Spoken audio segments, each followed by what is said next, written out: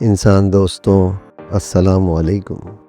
اللہ کے نام کے ساتھ جس کی رحمت پرجوش اور شفقت رحیمی ابدی ہے۔ ادبی لطیفے سلسلہ نمبر 41۔ لطیفے گفتگو کا حسن ہوتے ہیں۔ اکبر الہ آبادی کا گوہر جان کو شعری تحفہ۔ کلکتہ کی مشہور مغنیہ گوہر جان ایک مرتبہ الہ آباد گئیں اور جانکی بائی طوائف کے مکان پر ٹھہری، جہاں جانکی بائی نے ان کی نہایت خاطر تواضع اور آؤبگت کی۔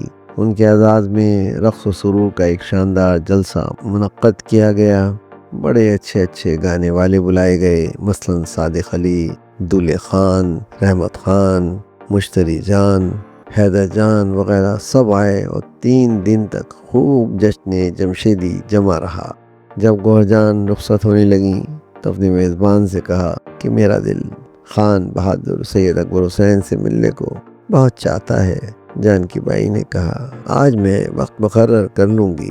چنانچہ دوسرے دن دونوں اکبر الہ آبادی کے ہاں پہنچی۔ جانکی بائی نے تعارف کرایا اور کہا یہ کلکتہ کی نہایت مشہور و معروف مغنیہ گوہر جان ہے، آپ سے ملنے کا بے حد اشتیاق تھا، لہذا ان کو آپ سے ملانے لائی ہوں۔ اکبر نے کہا زہ نصیب، ورنہ میں نہ نبی ہوں، نہ امام، نہ غوث، نہ قطب اور نہ کوئی ولی جو قابل زیارت خیال کیا جاؤں۔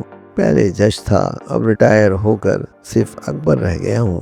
حیران ہوں آپ کی خدمت میں کیا تحفہ پیش کروں۔ خیر ایک شعر بطور یادگار لکھ دیتا ہوں۔ یہ کہہ کر مندرجہ ذیل شعر ایک کاغذ پہ لکھا اور گوہر جان کے حوالے کیا۔